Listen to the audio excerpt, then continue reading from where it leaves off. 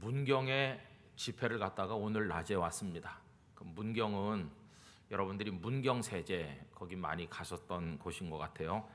조금 더 가면 수안보 온천도 있고 뭐 아주 좋은 곳이죠. 오염되지 않고 도자기도 유명하고 오미자도 유명하고 사과도 유명하고, 아니 문경에 그런 게 유명한 줄 어떻게 아느냐?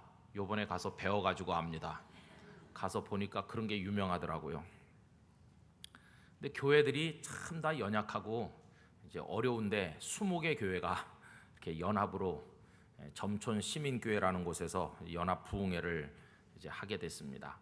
근데 거기 시찰장 하는 목사님께서 여기 부산신학교 다닐 때 저한테 학생으로 배웠던 분이세요. 그래가지고 절 보고 와서 좀 해달라 그래서 제가 가게 된 겁니다. 근데 가서 보니까 첫날 저녁 집회를 끝나고 보니까 아주 반가운 얼굴이 거기 있었습니다. 제가 서울에 있던 교회에서 청년부 지도할 때 청년부 임원이었던 자매가 있었는데 그 자매가 목사님한테 시집을 갔거든요. 그래 전에는 원주에도 있었고 짧게는 부산에도 조금 있었고, 그리고 마지막으로 제가 알았던 것은 저 영주 제일교회라는 곳에 있는 줄 알았는데 뜻밖에도 거기 와 있는 겁니다. 그래서 아니 어떻게 또 문경에 왔느냐 그랬더니 그곳에 담임 목회를 하게 돼가지고 문경의 어느 교회에 왔다 그렇게 얘기했어요. 그래서 반가운 사람도 만나고, 그래서 모처럼 옛날 얘기도 많이 했습니다. 옛날에 청년부 다닐 때 얘기도 하고, 그때 또 청년이었던 사람들이 지금 어디서 뭐 하고 있는지 이런저런 얘기들을 이제 한참 나누게 됐어요. 그러면서 느끼는 게 뭐냐 하면은 그때는 막 팔팔한 청년, 이렇게 여자 청년인데 그 뭐 하여튼 청년부 임원으로서 정말 바지런하게 여러 가지 막 했던 옛날 생각이 나요. 단발머리 나풀나풀하면서 그 옛날 생각이 나는데 이제는 뭐 저랑 같이 늙어가더라고요. 그래가지고 세월이 너무 많이 흘렀다는 것을 알게 됐습니다. 야, 세월이 이렇게 많이 흘렀구나. 여러분, 그래서 세월이 많이 흘렀다는 것을 다시 한번 직감을 하게 됐어요. 그리고 참 감사한 것은 그때 그 청년들 중에 이렇게 건실하게 믿음의 사람이 되고 또 목회자의 아내가 돼서 한 교회를 지키는 사람을 보게 됐으니까 얼마나 뿌듯한 일인지 말로 다 알 수가 없어요. 그리고 이제 오늘 아침에 오다가 어떤 휴게소에 들리게 됐습니다. 그런데 그 휴게소에 들려서 또 상념에 잠겼는데 그 휴게소가 전에 우리 애들하고 서울 가다가 들렸던 곳이거든요. 근데 거기 모습이 하나도 변하지도 않았어요. 그런데 변한 것은 뭐냐 하면 그 휴게소 모양은 그대로 있는데 우리 애들만 변했더라고요. 거기 보면은 500원 넣고 이렇게 시소같이 타는 장난감 시소 같은 게 있습니다. 아이들 500원 넣고 이렇게 출렁출렁하면서 타는 말처럼 생긴 것도 있고 뭐 거북이 같이 생긴 것도 있고, 여러분 그런 거 아시죠? 그거 태워달라고 우리 막내가 500원 넣고 그거 타겠다고 막 자지러지고 그랬었거든요. 그럼 또 우리 그거 태워가지고 사진도 찍어주고 요만했던 때 얘기죠, 그죠? 그런데 이제는 초등학교 6학년이 됐으니까 야, 참 세월이 많이 흘렀구나.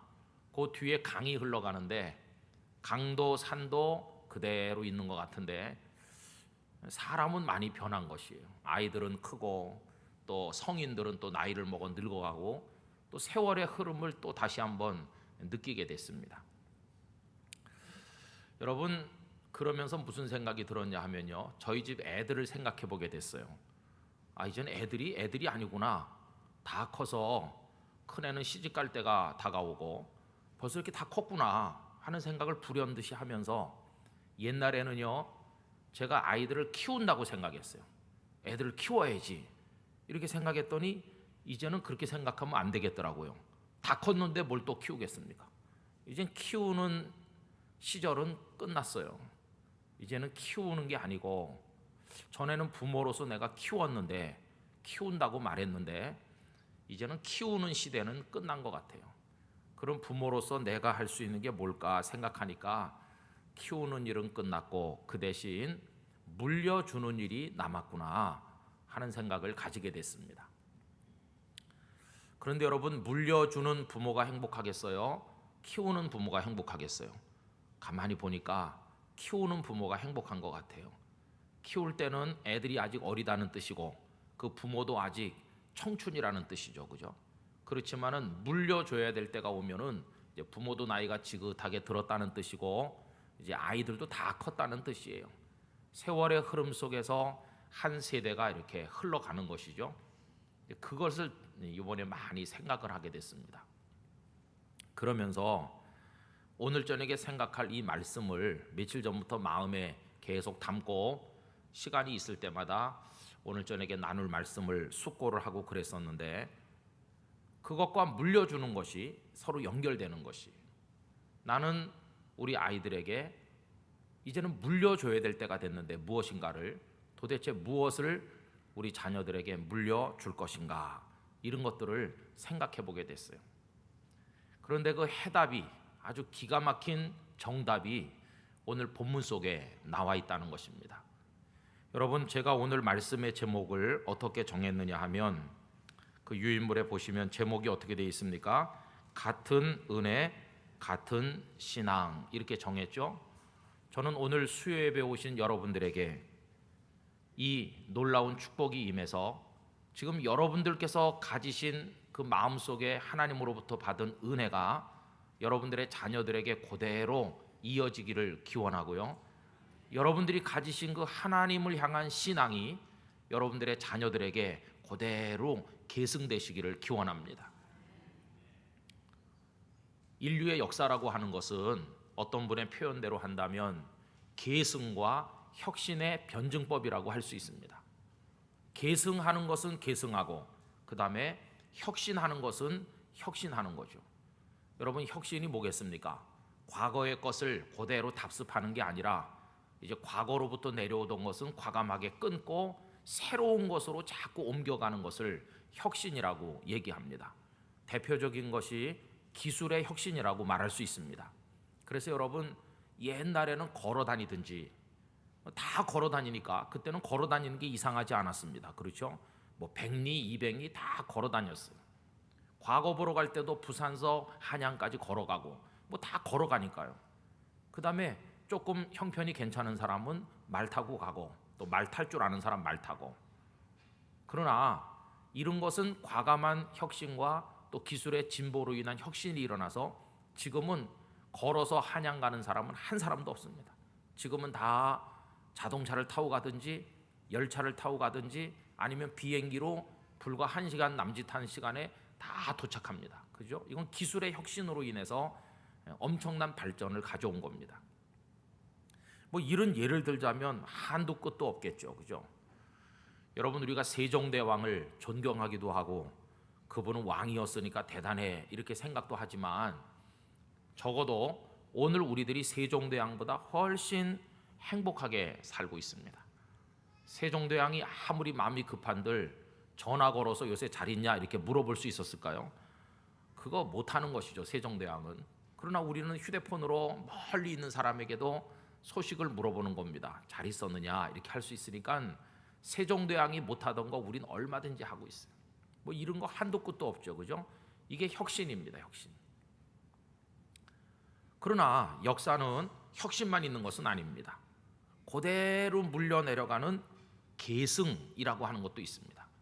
100년 전에도 그랬고 500년 전에도 그랬고 지금도 그런 거 계속 똑같이, 아무리 기술이 발전되고 세대가 변해도 변하지 않고 계속 이어져 내려가야 될 것이 역사 속에는 존재한다는 것입니다. 예를 들면 자식이 부모님께 효도해야 된다고 하는 이 가르침은 500년 전이나 1000년 전이나 2000년 전이나 지금 이 시대나 똑같은 것입니다. 시대가 달라지지 않았느냐? 응? 무슨 쾌쾌 묵은 효도 이러면서 요즘에 젊은 사람들이 효도 같은 것은 오늘날에 필요 없는 것이다 이렇게 말하면 되겠습니까? 절대 그럴 수 없어요. 여러분, 오늘날도 효도는 모든 덕행의 근본이라고 할 수가 있습니다. 당연히 효도해야 되는 것이죠. 앞으로 100년, 200년이 더 지나도 자식이 부모에게 효도하는 것은 마땅한 것입니다. 그래서 우리 역사는 혁신되는 것들도 많이 있지만 그대로 또 이렇게 계승돼서 내려가는 것도 있는데, 이 두 가지가 때로는 갈등하기도 하고 조화롭게 보완하면서 인류의 역사를 끌어내려가고 있다고 할 수가 있습니다. 그럼 여러분, 하나님을 믿는 우리들에게 있어서 이 계승돼야 될 것 중에서 가장 중요한 게 뭐겠습니까? 그건 다른 게 아니라 우리 아버지, 어머니, 할아버지, 할머니 때부터 그분들이 가슴속에 품고 있었던 여호와 하나님을 향한 그 신앙, 그 신앙은 우리들을 통해서 우리 자손 만대로 계승되어야만 한다는 것입니다. 아무리 시대가 변해도 무슨 이거에 혁신 같은 건 있을 수가 없어요. 또 신앙이 계승될 뿐만 아니라 하나님을 믿는 방법도 그대로 내려가는 겁니다. 여러분, 100년 전에 하나님을 믿던 분들하고 오늘 우리가 하나님을 믿는 방식이 다릅니까? 그렇지 않습니다. 그때 그분들도 성경을 읽었습니다. 그죠? 500년 전, 1000년 전에 사도 바울 시대, 그때도 성경을 읽었습니다. 지금 우리도 성경을 읽습니다. 그때 그분들도 모여서 하나님 앞에 예배드리고 기도한 것처럼 오늘 우리도 모여서 하나님 앞에 예배드리고 기도합니다. 또 그분들에게도 성령께서 역사하셔서 변화시키고 복음의 증인이 되게 하셨던 것처럼 오늘도 성령께서 우리 안에 역사하셔서 우리를 변화시키시고 하나님의 복음을 위해서 살게 하신다 하는 겁니다. 달라진 게 뭐 있습니까?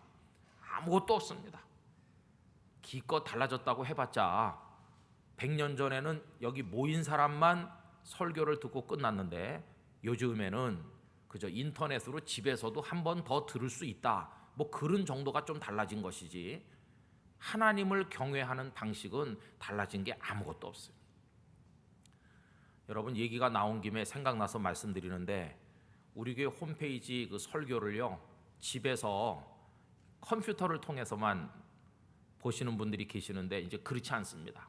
요 얼마 전부터 휴대폰을 통해서도 여러분들이 주일 설교를 언제 어디서나 이제 보실 수 있는 서비스를 하게 됐어요. 그러니까 여러분들 휴대폰으로도 아무 데서나 다 또 보실 수 있어요. 그런 것들은 이제 조금 달라졌겠지만은 하나님을 경외하는 태도는 똑같아요. 수천 년 전에 아브라함도 오직 여호와 하나님 한 분이었던 것처럼 오늘 우리도 여호와 하나님 한 분밖에는 없는 것입니다. 똑같아요.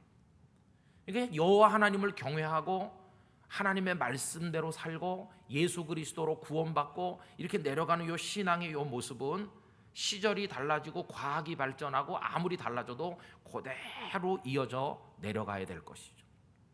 우리 부모님들도 엎드려 눈물로 기도하며 하나님을 의지하고 살았고 나도 엎드려 눈물로 기도하며 하나님을 의지하여 살고 나중에 수십 년 후에 내 후손들도 엎드려 하나님 앞에 눈물로 기도하며 하나님의 은혜를 따라 살아가게 될 줄로 믿습니다. 달라지는 게 아무것도 없어요. 그러니까 여러분, 요거는 계승되어야 할 부분이라 하는 것입니다. 오늘 읽은 말씀 속에 보면 이 엄청나고도 놀라운 이야기가 나와 있는 것을 볼 수 있어요. 여러분, 어딜 보시느냐 하면 23절 말씀으로 먼저 가서 보십시다. 23절 다시 한번 다 같이 읽어보실까요? 너희의 하나님 여호와께서 요단물을 너희 앞에서 마르게 하사 너희를 건너게 하신 것이 너희의 하나님 여호와께서 우리 앞에 홍해를 말리시고 우리를 건너게 하신과 같았나니, 이렇게 말했죠. 여러분, 그 끄트머리 나오는 한 단어에 주목해 주시기 바랍니다. 23절 맨 끝 단어가 무엇입니까? 같았나니, 같다는 거예요. 똑같다. 무엇과 무엇이 똑같습니까? 지금 이 말씀은 이스라엘 백성들이 여호수아를 중심으로 요단강을 건넌 이후에 있는 얘기거든요.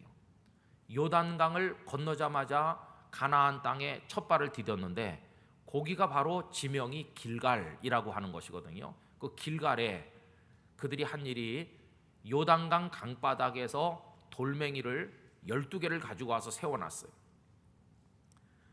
여러분, 이스라엘 백성들이 요단강을 어떻게 건넜는지 잘 아시죠?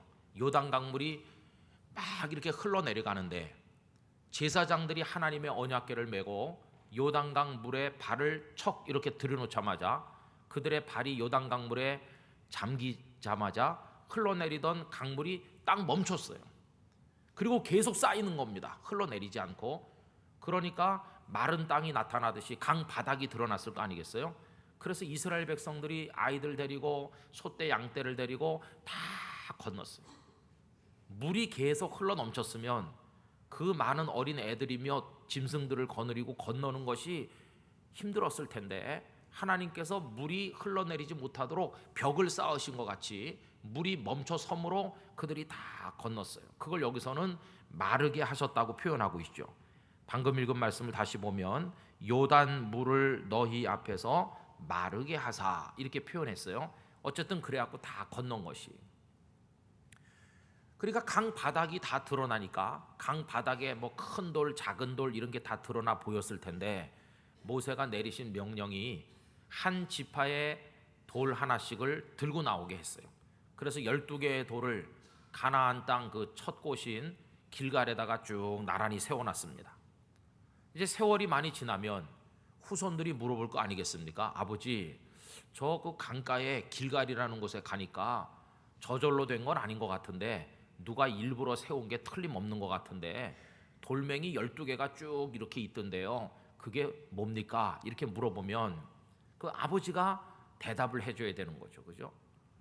그것은 우리 조상들이 요단강을 건널 때 하나님께서 능력으로 강물이 멈추어 서게 하셔서 우리를 건너게 하신 하나님께서 우리에게 베푸신 그 은혜와 사랑, 그것을 우리가 잊지 않고 기억하기 위해서, 그걸 기념하기 위해서 여기 돌 12개를 세운 거다. 이렇게 이제 설명을 해주도록 하신 것입니다.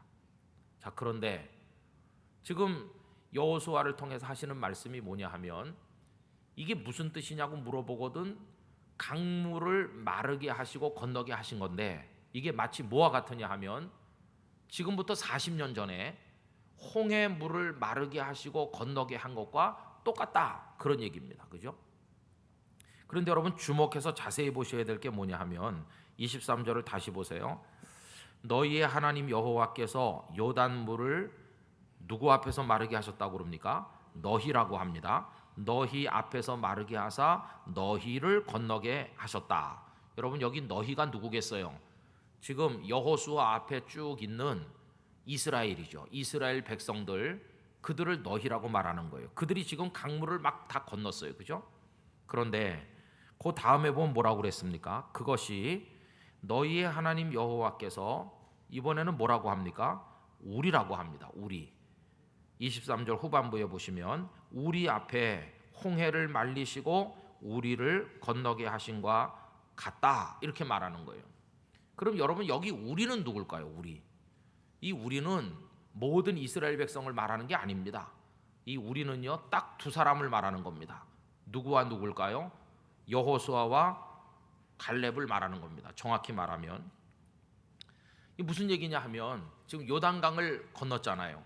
그럼 요단강을 건넌 이스라엘 백성들이 다 거기 있는데 요단강물을 건넌 이스라엘 백성들 중에 40년 전에 홍해를 건넌 사람이 있느냐 하는 것입니다. 여러분 있습니까? 여호수아와 갈렙 두 사람밖에 없습니다. 그러면 홍해를 건넜던 그 많던 이스라엘은 다 어떻게 된 겁니까? 광야 40년 동안에 다 죽은 겁니다. 그거 다 아시잖아요. 그죠? 가데스 바네아에서 12명의 정탐꾼을 보냈는데 이 사람들이 돌아와서 가나안 땅을 정복할 수 없다고 하면서 하나님을 원망하고 불신앙했기 때문에 그 세대는 광야 40년 동안에 다 죽었어요. 그 죽은 그들이 누굽니까? 홍해 바다를 건넜던 사람들이에요. 근데 홍해 바다를 건넌 사람들은 다 죽고 살아남아서 가나안에 간 사람이 여호수아하고 갈렙 두 명밖에 없지 않습니까? 그죠? 그러니까 지금 요단강을 건넌 다음에 말씀하는 이 대목에서 홍해를 건넌 걸 체험한 사람은 그 많은 이스라엘 중에 딱 두 사람뿐이에요. 그리고 우리라고 하는 거예요. 우리 앞에서 하나님께서 홍해 바다를 마르게 하시고 홍해 바다를 건너게 하셨다. 너희들은 홍해를 못 봤겠지만 우리는 홍해를 기적으로 건넌 사람들이야. 그런데 오늘은 하나님께서 너희들에게 은혜를 주셔서 요단 강물을 기적으로 건너게 하셨다. 그러니까 여러분 하나님께서는요 40년 전에는 홍해 바다에서 기적을 행하셨고 40년이 지난 여기 와서는 요단강에서 기적을 행하신 거예요. 40년 전에 능력을 행하셨던 그 하나님께서는 40년 후에 여전히 능력을 행하셨어요. 그래서 40년 전에 그 부모 세대로 하여금 하나님의 능력을 맛보게 하셨던 하나님께서 40년 이후에는 그 자녀 세대들에게 하나님의 은혜를, 능력을 맛보게 하시는 것입니다. 그 목적이 무엇입니까? 여러분 그 다음 절 24절에 보시면 이는 그렇게 하시는 목적이 뭐냐 하면 땅의 모든 백성에게 첫째 무엇을 알려줍니까? 여호와의 손이 강하신 것을 알게 해주는 게 첫째 목적이고, 두 번째 목적, 너희가 너희의 하나님 여호와를 항상 경외하게 하려 하십니다. 이게 두 번째 목적이다. 그러니까 여러분 홍해 바다를 기적적으로 건너게 하신 목적이 두 개입니다. 하나는 하나님이 얼마나 위대하신지를 너희가 똑똑히 보라 하는 것이고요. 또 다른 하나는 그랬으면 하나님이 대단한 분인 걸 알았으면 이제 다른 신을 기웃거리지 말고 그 하나님만 경외하라. 이렇게 하려고 40년 전에 홍해 바다에서 기적을 행하셨다는 거예요. 그런데 그 부모들은 하나님을 경외하지 않았어요. 가데스 바네아에서 원망하고 불신앙하다 보니까 다 죽어버렸어요. 두 사람만 빼놓고요. 이제 40년이 흐른 이 마당에 하나님께서는 요단강에서 다시 한번 똑같은 능력을 행하심으로써 광야에서 새로 태어난 젊은 이스라엘 백성들로 하여금 이 두 가지를 알게 하는 거예요. 하나는 하나님이 위대하신 분이라는 거, 하나는 그러니까 하나님만 경외해야 된다고 하는 거, 이 두 가지를 또 알려주시려고 하는 거예요. 그럼 여러분 여호수아를 한번 생각해 보세요. 또 갈렙을 생각해 보시면 이분들은 이 두 번을 다 체험한 분들이에요. 40년 전에는 여호수아와 갈렙이 홍해를 마른 땅처럼 건너는 기적을 체험했는데 40년 후에는 요단강을 또 마른 땅처럼 건너는 기적을 체험했어요.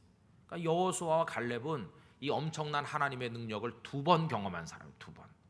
그러나 지금 여기 여호수아 앞에 있는 이스라엘은 홍해 바다 사건 때는 세상에 태어나지 않았던 사람들이기 때문에 이제 와서 요단강을 처음으로 경험하는 거예요.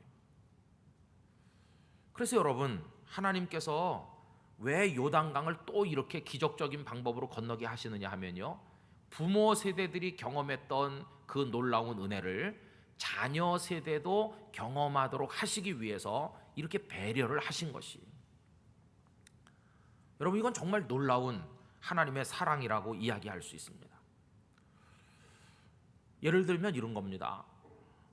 오래 전에 저희 어머니께서 저희 아버님이랑 봉화 과수원에 가서 살고 계실 때 제가 전에 한두 번 말씀드려서 기억나는 분도 계실 겁니다. 바짝 마르시고 꼭 돌아가실 것 같은 중병으로 골골하셨습니다. 잡수시면 토하고 뭐 그래서 서울로 가서 병원에 가자고 그래도 괜찮다고 그러면서 버티시는데 얼굴도 깜깜해지고요. 아주 피골이 상접한 게 병도 보통 병이 아니다. 그런 생각을 제가 가지게 됐습니다. 방학 때 가서 본 어머니의 모습은 오래 가지 못하실 것 같은 생각이 들 정도로 많이 좋질 않았습니다. 그런데 웬일인지 병원에 갈 생각을 안 하시는 거예요. 그냥 여기 있겠다고 하면서 버티셨어요. 그래서 제가 봉화에 갔다가 대구에 있는 어느 목사님 집에 가서 하룻밤을 자게 됐는데 그 목사님 교회 그 다음날 새벽 기도 때 나가게 됐습니다. 그 교회 2층은 의자로 돼 있고 아래층은 마루바닥으로 돼 있는 예배당이었어요. 근데 새벽 기도회는 마루바닥에서 하더라고요. 마루바닥에 방석을 쭉 깔고 앉았는데 저도 이제 그 새벽 기도 가서 마루바닥에 엎드려 가지고 이렇게 하는데요. 얼마나 눈물도 많이 나고 어머니를 생각하니까 마음도 아프고 그러면서 그날 새벽에 거기서 간절하게 나는 여기 대구에서 엎드려 기도하지만 하나님께서 그 봉화 과수원 그 집에 역사해 주시기를 간절히 기도했는지 모릅니다. 하나님은 어디서나 역사하시니까 지금 내 옆에 어머니가 같이 있지 않지만 여기서 드리는 기도 하나님이 들으실 줄로 믿습니다. 근데 저희 어머니도 새벽 서너 시 되면 늘 깨서 기도하셨거든요. 그런데 어떻게 됐을까요? 저를 떠나보내고 나서 그 다음날 새벽에도 어머니는 과수원 그 집에서 기도하시는데 저는 대구 마룻바닥에서 기도하는 거고요. 그런데 그 기도가 어우러져서 하나님께 상달되는 것이, 그날 새벽에 우리 어머니에게 뜨거운 역사가 나타나는 거예요. 나중에 만났더니 얼굴이 좋아지셨어요. 그리고 몰라보게 달라지셨어요. 어머니가 몸이 좋아지신 거예요. 어떻게 되신 거냐고 물어보니까 네가 간 그 다음날 새벽에 여기 집에 일어나서 기도하는데 그 새벽에 강력한 성령의 역사를 체험하셨다는 것이. 그러니까 여러분, 그 체험을 통해서 어머니와 제가 공유하는 은혜가 있는 겁니다. 우리 어머니도 하나님은 살아계시다, 이거를 체험하는 것이고, 저도 하나님께서 역사해 주신 것을 알게 됐어요. 어머니 마음에 있는 은혜가 저의 마음에도 임하는 것이고, 어머니 마음속에 있었던 그 기쁨이 제 마음속에도 있는 것이고, 어머니의 기도에 응답하신 그 하나님께서는 저의 기도에도 응답을 해 주신 것이. 그래서 이 사건을 통해서 어머니께서는 저에게 한 가지를 계승시켜 준 것입니다. 그 제가 계승받은 게 뭐겠습니까? 언제든지 인생에 홍해를 건너야 될 난관을 만날 때 우리들은 하나님 앞에 엎드려서 기도해야 된다고 하는 것을 제가 어머니로부터 계승받게 됐다는 것입니다. 저희 어머니가 그렇게 사셨으니까 저도 이제 그걸 배워서 사는 겁니다. 그럼 제가 지금 아버지로서 지금 세월이 많이 흘러서 아까 서두에 말씀드리기를 자식을 키울 때가 아니라 물려줘야 될 때가 온 걸 느꼈다고 말씀드렸는데, 제가 제 자식들에게 물려주고 싶은 게 뭘까요? 바로 그걸 물려주고 싶은 겁니다. 우리 아이들도 인생의 요단강을 만나고 홍해를 만날 때 우리 아이들도 하나님 앞에 엎드려 눈물로 기도함으로 동일하게 역사하시는 하나님의 손길을 체험하며 사는 자녀들이 되기를 바라는 마음으로 그 믿음, 그 은혜가 우리 아이들에게 계승됐으면 좋겠다. 이게 제 마음속에 소원이 되어 있는 것이. 저는 이런 은혜가 여러분들에게 임하시기를 축원하는 것입니다. 여러분들이 체험하신 하나님의 그 역사, 여러분들의 아들, 딸에게로 물려주셔야 되는 것이. 그러니까 여호수아와 갈렙이 자녀들을 모아놓고 말하겠죠. 니네들은 광야에서 태어나서 잘 모르지. 뭘요, 할아버지? 우리가 소시적에 말이야, 젊었을 때 우리 그때 애굽에 있었거든. 애굽이 어딘데요? 그러면 모르는 손자들에게 애굽에서 얼마나 노예로 고생했는지 다 설명해주고, 그래서 어떻게 됐는데요? 그때 하나님이 보내신 모세라는 분이 오셨는데, 그러면서 이야기를 할 거 아닙니까? 애들이 눈이 동그랗게 돼서 보겠죠. 그런데 그때 우리가 애굽에서 나오긴 나왔지만 홍해 앞에 가로막힌 거야.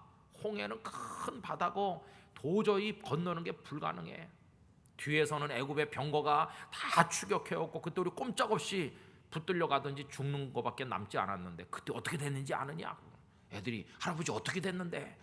그러면 이제 여호수아와 갈렙이 이렇게 말하겠죠. 그때 하나님께서 모세에게 지팡이를 내밀어라. 그 모세 할아버지가 지팡이를 내미니까 바다가 쫙 갈라진 거야. 그 얘기를 하면 아이들의 가슴 속에 하나님이 대단하시구나, 이게 이제 심겨졌을 거 아니겠어요? 그 다음에 이제 그 다음 날은 이 애들이 아버지한테 얘기를 듣는다고 생각해 봅시다. 아버지, 어저께는 할아버지한테 뭐 홍해 그런 얘기 들었는데 아버지는 뭐 우리한테 해줄 얘기 없어? 그럼 그 아버지는 홍해 얘기는 모르는 아버지죠. 그럼 아버지가 뭐라고 그러겠습니까? 아버지는 니네 할아버지가 홍해 건널 때 아직 이 세상에 태어나지 않아서 홍해 얘기는 난 잘 모르는 얘기야. 나도 우리 아버지한테 들어서 아는 거야. 그렇지만 이 애비도 너한테 해줄 얘기가 있단다. 뭔데? 우리는 말이야 요단강을 건넜거든. 그러면서 그 아버지는 요단강 건넌 얘기를 하는 거예요. 요단강 건넌 얘기. 그러면서 그때 이 여호수아가 말이지 우리 인도에 가는데 그때 물이 막 모여 쌓여가지고 우리도 다 강바닥을 발로 밟고 건넜거든. 아버지도 그 비슷한 일을 경험했네. 그럼 할아버지가 홍해에서 경험한 거랑 아버지가 요단강에서 경험한 거랑 똑같은 거네. 손자가 똘똘하면 그렇게 알아차릴 거 아니겠어요? 그럼 그래, 그렇지. 이게 어떻게 비슷하냐? 그러면 말해줄 거 아니겠어요? 홍해를 건너게 하신 그 하나님이 요단강을 건너게 하신 그 하나님이란다. 그리고 앞으로 너도 살다가 건너야 될 인생의 큰 바다와 강을 만날 때 그 하나님 의지하면 너도 건널 수 있는 거야. 이렇게 말해주는 거예요. 그죠? 그러면 할아버지, 아버지, 손자를 통해서 뭐가 흘러내려가는 겁니까? 오늘 말씀의 제목처럼 같은 은혜, 같은 신앙이 계승돼서 내려가는 것이. 여러분, 성경에 이런 예는 한없이 많이 나오고 있습니다. 예를 들면 아브라함이 애굽에 살러 내려갔죠. 그죠? 흉년을 만나서 애굽에 내려갔는데 아브라함에게 고민이 하나 있었죠. 그게 뭡니까? 아내 사라가 너무 예뻐가지고 그래갖고 무슨 문제가 생기지 않을까? 이렇게 걱정을 했죠. 그런데 어떻게 해서 그런 말을 했는지 모르지만 아브라함이 사람들에게 사라를 아내라고 말하지 않고 뭐라고 말했습니까? 누이라고 둘러댔습니다. 근데 실제로 누이긴 누이입니다. 왜냐하면 아버지는 같고 어머니가 다른 누이 동생이었어요. 이복 여동생과 결혼한 겁니다. 나이는 10살 차이. 옛날에는 그런 일들이 근동지방에 많이 있었어요. 그러니까 뭐 누이라고 말해도 틀린 얘기는 아니에요. 그렇지만 그건 옛날에 누이였었고 지금은 아내가 됐으면 아내라고 그래야 되는데 어떻게 된 일인지 그렇게 둘러댔어요. 그래가지고 까딱 잘못했으면 애굽 사람들에게 아내를 뺏길 뻔하지 않았습니까? 그 위기 때 하나님께서 아브라함을 도와주신 얘기가 성경에 나오잖아요. 그런데 나중에 세월이 흘러서 이삭도 그 비슷한 경험을 하는 거예요.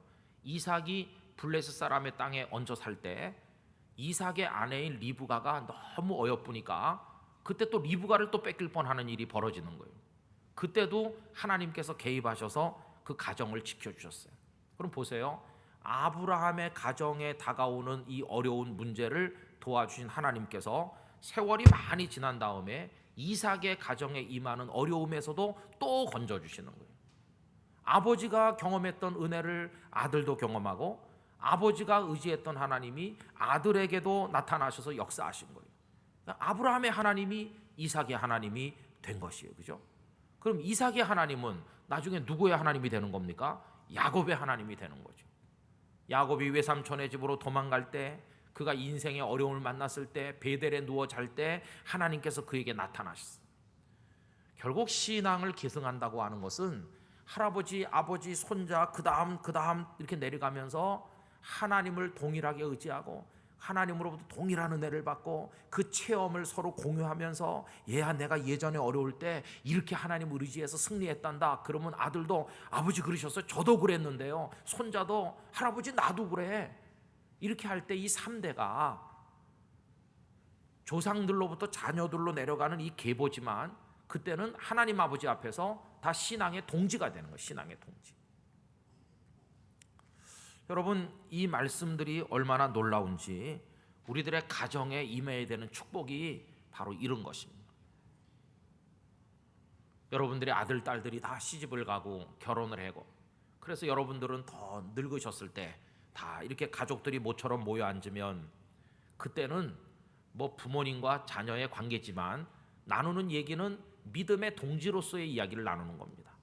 아버지, 어머니, 제가요 이렇게 어려울 때 하나님께서 저에게 이런 은혜를 주셨어요. 그럼 부모님이 기뻐하면서 그랬구나. 이 애비도 젊었을 때 네가 경험한 똑같은 은혜를 경험했었어. 이렇게 서로 이야기를 나눌 때 이미 그 가정은 하나님을 모신 가정으로 무르익어 있는 것을 확인할 수 있는 것이죠. 이게 우리가 추구해야 될 하나님이 내려주시는, 가정해 주시는 놀라운 축복인 줄로 믿습니다. 그리고 오늘 나눠드린 유인물에 여러분 반복되는 은혜 전승되어야 할 신앙에서 아브라함과 이삭과 야곱 그 성경 구절을 써드렸는데요. 거기 보시면 자녀의 복과 땅의 복을 아브라함에게도 말씀하시고 이삭에게도 말씀하시고 야곱에게도 똑같이 말씀하시는 거예요. 창세기 13장 15절 16절 다 같이 읽겠습니다. 보이는 땅을 내가 너와 네 자손에게 주리니 영원히 이르리라. 내가 네 자손이 땅의 티끌 같게 하리니 사람이 땅의 티끌을 능히 셀 수 있을진데 네 자손도 세리라. 너는 일어나 그 땅을 종과 횡으로 두루 다녀보라. 내가 그것을 네게 주리라. 할렐루야. 땅과 자녀를 약속했어요. 자녀를 번성하게 해주시고 땅을 주시겠다. 그런데 그 똑같은 말씀을 이삭에게도 하시는 겁니다. 창세기 26장 3절 4절 읽습니다. 이 땅에 거류하면 내가 너와 함께 있어 네게 복을 주고 내가 이 모든 땅을 너와 네 자손에게 주리라. 내가 네 아버지 아브라함에게 맹세한 것을 이루어 네 자손을 하늘의 별과 같이 번성하게 하며 이 모든 땅을 네 자손에게 주리니 네 자손으로 말미암아 천하 만민이 복을 받으리라. 아멘. 야곱에게도 똑같이 말씀하는 거예요. 창세기 28장 13절 14절요. 또 본즉 여호와께서 그 위에 서서 이르시되 나는 여호와니 너의 조부 아브라함의 하나님이요 이삭의 하나님이라. 네가 누워있는 땅을 내가 너와 네 자손에게 주리니 네 자손이 땅의 티끌같이 되어 네가 서쪽과 동쪽과 북쪽과 남쪽으로 퍼져나갈지며 땅의 모든 족속이 너와 네 자손으로 말미암아 복을 받으리라. 아멘. 참 놀랍잖아요, 그죠? 아브라함이 만났던 그 하나님이 아브라함에게 복과 은혜를 주셨는데 그분이 또 이삭에게 나타나셔서 이삭에게 또 복과 은혜를 주시고 또 야곱에게 복과 은혜를 주시고 이 가문 안에는 하나님을 의지하는 믿음이 그대로 이어져 내려가는 것을 볼 수가 있다 하는 것입니다. 그래서 그 4번의 제목처럼요, 물려주어야 할 이야기가 있고 이어받아야 할 신앙이 있는 것입니다.